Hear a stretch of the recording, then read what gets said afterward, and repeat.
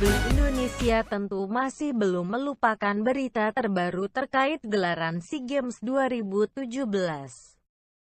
Dalam pembukaan SEA Games ke-29 di Kuala Lumpur, Malaysia, terdapat insiden yang mencoreng hajatan olahraga paling prestisius di Asia Tenggara itu.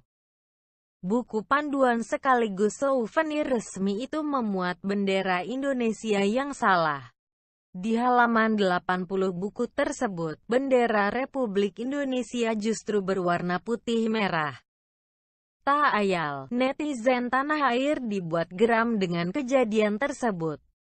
Di media sosial Twitter, hashtag tagar Sameonyo Malaysia juga sempat menjadi trending topik bagi para pengguna lini masa berlogo burung biru di Indonesia.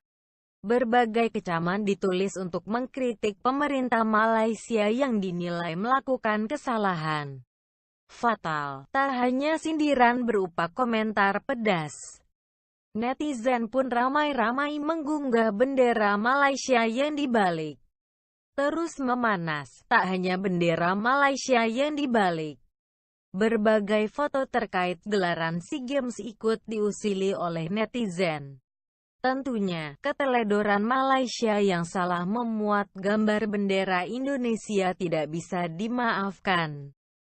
Sebagai wujud sakral bagi bangsa Indonesia, sangsaka merah putih harus dilindungi dan dijaga bagaimanapun juga.